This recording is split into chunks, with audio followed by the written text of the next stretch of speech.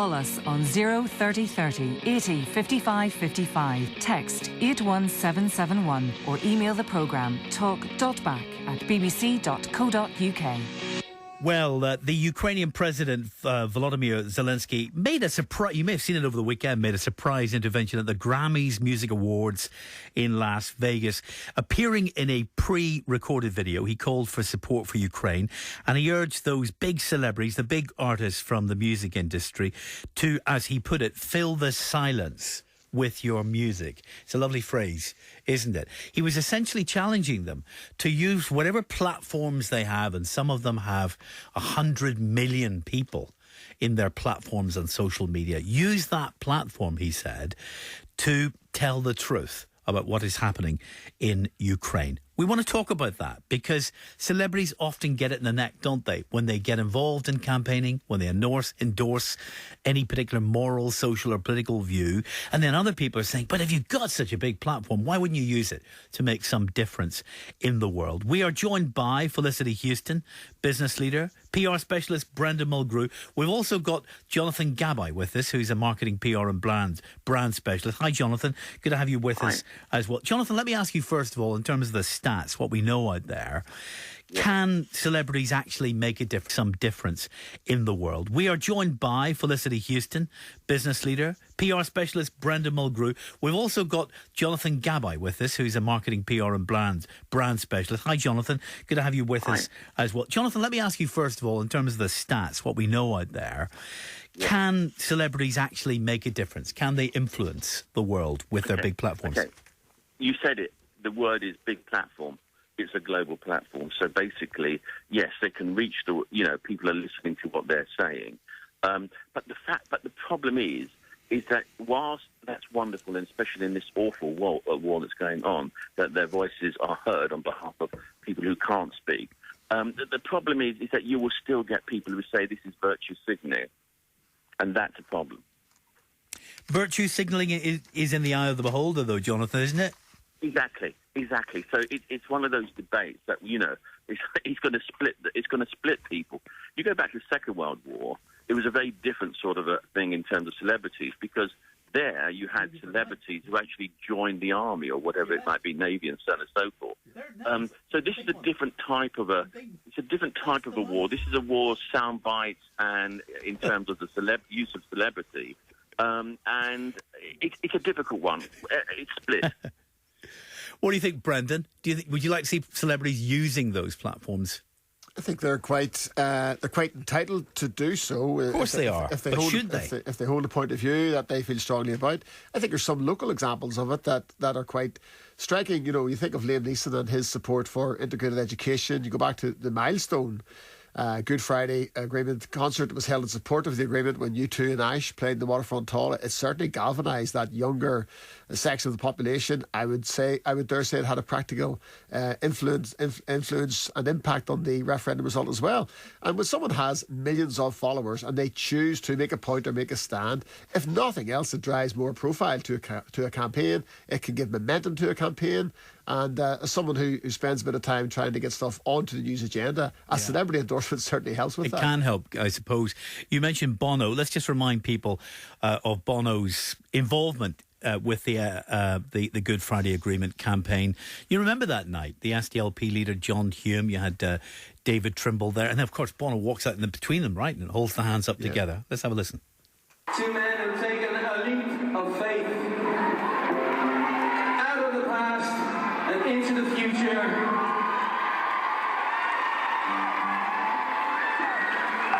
We want to join them, but first we want them to join together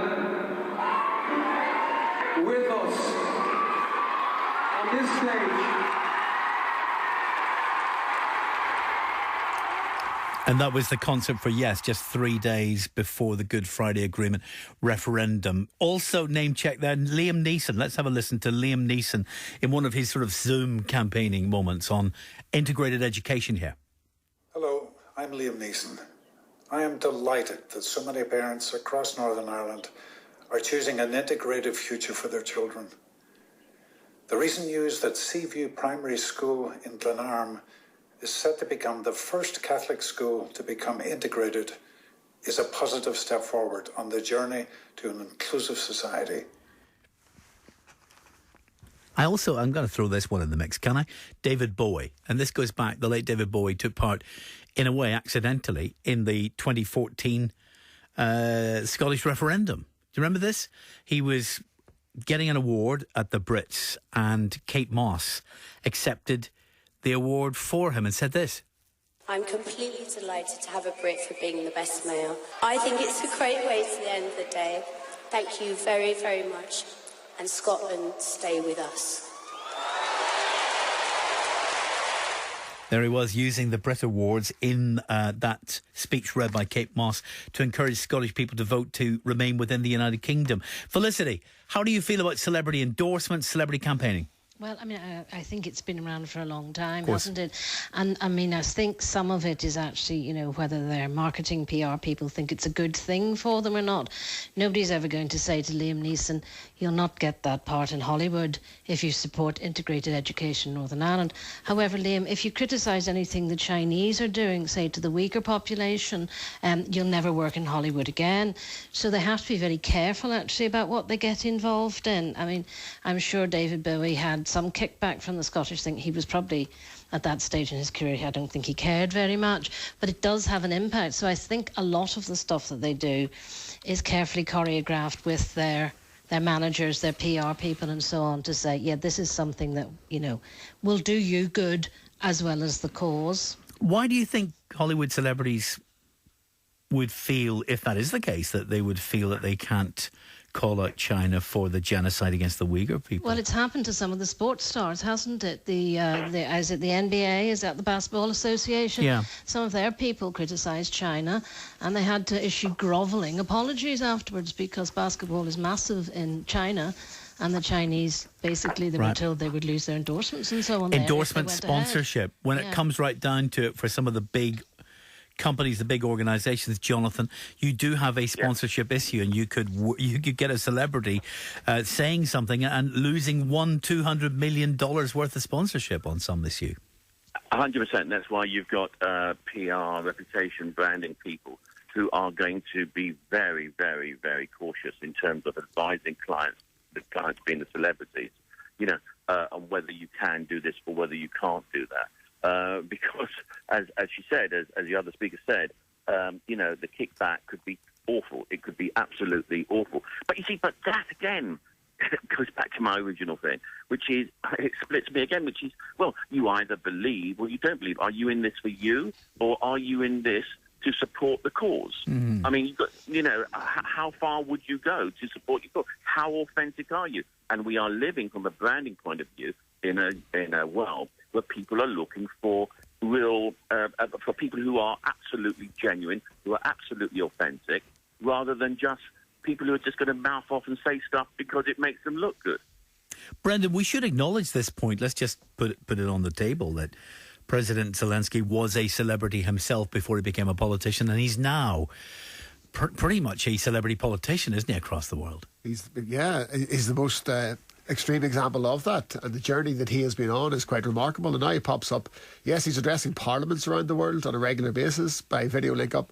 And now the Grammys. It's a huge global reach that he has, and he's using that as he sees fit for the benefit of his people. I was lucky to be in the Waterfront Hall the night of the Yes concert, William, that you played the clip from, and you know, without Bono's cajoling John Hume and David Trimble, they wouldn't have come together on stage. They wouldn't have had that moment of putting their hands up. So that was one example of a very direct outcome resulting from the actions of a celebrity who choose to get behind a particular campaign. So they do, and they can have a real impact. How do you persuade celebrities to get involved in a place like this with our local campaigns, whether it's climate change, integrated education, I don't know, poverty issues, class issues, all kinds of things you could campaign about? Those campaigning bodies, and sometimes they're charitable organisations or the mental health campaigns, are always very keen to get celebrity endorsement or a brand ambassador. And without a personal commitment to the cause, the celebrity or the well-known sports person won't get involved. So you have Carl Frampton and Michael Conlon and the boxing community, other sporting stars weighing in behind the mental health campaign, and it's okay to be seeking support for mental health issues. Suicide bodies are getting support from celebrities as well. They clearly believe in that. And without that belief and that personal commitment to it, it's not worth it. It's not worth them getting involved. More controversial issues are there, of course. Someone asked Jim Allister a question there about trans rights, and these days gender issues can be a battleground, a culture war issue. Some celebrities would want to shy away from any involvement there, wouldn't they?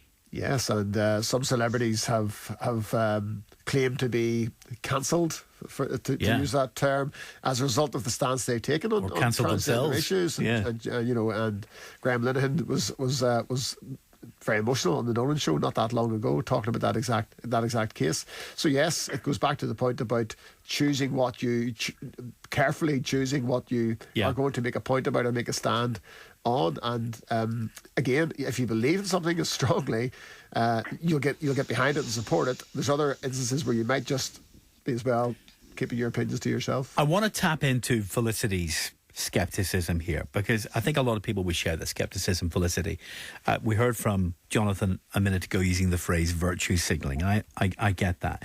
I suppose the cynicism that some might have, Felicity, about celebrities is this sneaking suspicion that a celebrity, and every celebrity really knows how branding works, right? They have to. That's their business. That they want to build their own brand by a connection with a particular cultural issue, a particular campaign that advances them rather than the issue itself. And I'm sure that must happen, but sometimes it's a mutually beneficial one. I think of Marcus Rashford, who nobody could deny that Marcus has done a tremendous job in raising issues. And that looked completely sincere, didn't it? Oh yes, but I mean there is no doubt that he's working with, and I'm sorry the name of it is gone now, what he was working with, a PR company which was founded by Jay-Z and worked a lot in America on social justice issues. They have a whole stream for it, and they worked with Marcus. Presumably he wanted to do something, and they found this, and it was tremendously beneficial, because Marcus Rashford, I have to say, not being a football fan, I never would have heard of the man, and I'm sure a large section of the population would be the same. But after he did this project, and these people are tremendously professional at it, your two other my other speakers would know more about the company than me.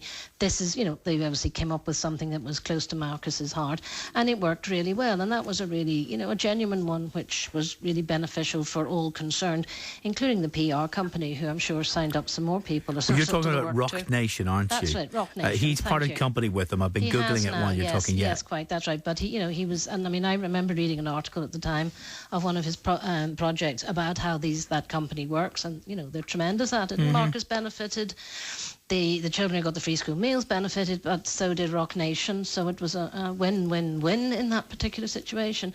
So you do get that. But I was thinking, you were talking about celebrities, who adopt unpopular stance, and I was thinking of Jane Fonda.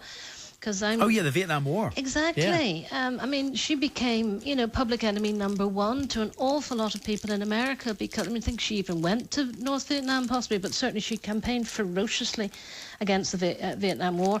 And although nowadays, like many think it's accepted that it was a bad thing and America should not have done it, at the time, most people supported it, and it was only radicals who opposed it. And there she did that. And I mean, she lost her acting career suffered tremendously because of it. Well, let me ask our audience about this on the text number, especially 81771. Tell me if you think there is a celebrity who has changed the world through the influencing that they have engaged in, and how they've done so. Just give me an example. Just text it to 81771. You could also text me an example, if there is one, of how you have changed your own view or changed something you've done, maybe changed what you've donated to, on the basis of a celebrity getting involved. Whether that's a rock star, a music star, an actor, whatever, a writer, like J.K. Rowling or someone like that. Have you changed your mind about anything, or changed how you live, or changed how you've given your money on the basis of something a celebrity has said or done? 81771. Jonathan, who do you think over time has been the most influential celebrity in terms of campaigning issues? Bob Geldof. Mm-hmm. Yes, being graduating in July 1985 on the day of Live Aid, I couldn't agree more. Yeah, Bob Geldof. He's the man. Was that Bob Geldof, or was that him pulling together, Live Aid and all these, the multiplying of all these celebrities together? He brought them all in. Yeah, the whole thing. Because I mean, there's two reasons why people would believe a celebrity. Number one is that they, as with Jane Fonda, they have a personal commitment for one reason or another, and it's absolutely authentic. The second reason that they believe a celebrity is because it's something that is happening every day in their own lives. For example, if someone had died of cancer in the family, or someone had mental health issues, or whatever it might be, then yes, that makes sense. But when it doesn't make sense, those are absolutely fine. But when it doesn't make sense, when people are just doing it, and it seems to be that they're doing it for their own platform, and especially with a war, there's bigger platforms out there. Somebody else has just named it. I made a documentary about this myself for the World Service, the campaigning work of Muhammad Ali. Absolutely extraordinary how Muhammad Ali changed the world. 100%. 81771. Have you got some ideas, Brendan? Going back a little bit further, I suppose, Princess Diana, when she took on the landmine issue, raised that to a profile which it probably just could not have. HIV and AIDS as well. And HIV and AIDS. Very significant. And she brought a very human touch to her work around HIV and AIDS and really broke down a lot of barriers there. And I think celebrities too can bring, if they don't change someone's mind, they might bring an issue onto the radar which people may not have previously thought about. There's one quirky example. Mark Ruffalo, the actor, Hollywood actor, who has 8 million followers on Twitter, has taken an interest in fracking in Northern Ireland. Yes. And lends his name to anti-fracking. I'm not sure how that has come about, but it leads to a media profile which that campaign probably wouldn't have achieved without his... Can you imagine being in that room one day? I think we can get Mark Ruffalo. and lo and behold, it came to pass. And now there he is making statements and making videos urging our political parties to take a particular course of action. What a strange, quirky example. If you had that kind of platform yourself, like 100 million, 200, 300 million people on Instagram or Twitter, you know, the kind of platform, and you know how it works, Jonathan, where these ad companies can pay you $1 million to put a tweet out for them because you've so much access to the world and they value it financially. What do you think, if you had that, what would you do with that? What would you use it for? How would you try to change the world or influence the world in any way if you had that kind of platform? Felicity, what would you do with it? Oh, that's a terrible one, Will, because, you know, I should virtue signal and say, you know, world peace and so on, but actually the fur... You'd be selling toothpaste, wouldn't you? I know, the fur industry. It's an abomination all over the world still. The fur farms in Ireland, I think, are finally closed, please, but there's plenty more in Europe, never mind further afield. They are an abomination, and I would like them stopped. Very interesting. What would you do with that kind of platform, Brendan? Locally... it doesn't have to be local. I think I would campaign, and people are doing this now with elections coming up, for additional money to be spent on the arts and the creative industry sector here. I do think that it's an undervalued thing compared to the big heavyweight political terms or political issues that we spend our money on. I would like to see more investment in our young people in the arts. That's a great cause. Absolutely great cause. Jonathan? Mental health, 100%. It's mental health, which whatever age, we know that people, because the system cannot cope, and I would put the message out there for that. And also, if I had such a platform and people were saying, I'd like you to do that, I would say whatever money that you would have given me, please put it back into that cause. Yes, absolutely. Terrific. Thank you for that. Others want to say, please don't forget Mid-Year with Bob Geldof. Yep. Simon, we haven't forgotten him. He wrote the song. There you are. And others suggesting Jamie Oliver. Now, he has had a big influence. He has used his celebrity for sure in terms of children's health, education in schools, all kinds of things. So lots of interesting celebrities. I wonder if Jamie Oliver's ever been phoned up about Northern Ireland. Get him involved in the schools here. Somebody's out there doing it right now. Jonathan Gabu, thank you very much. Felicity Huston, Brendan Mulgrew, celebrities all virtue signaling their way through the lunch hour with us on Talkback. We will be talking about a midlife crisis pending after the news. Let's get there first. It's 1 o'clock. And with the BBC News, I'm Tina Campbell. Good afternoon.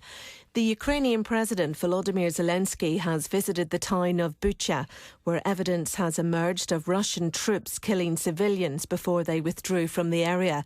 There have been calls from the UK government and other Western countries for further sanctions to be imposed on Moscow following the allegations. Yulia Gorbanova of Human Rights Watch says the claims are in line with what her organisation has documented. Our findings from late February and early March indicate that summary executions have taken place in places like Bucha and Zabuchie, in a village in Kharkiv area called Malaya Rohань, and also in the villages in Chernihiv area. And we are unfortunately expecting that there will be more and more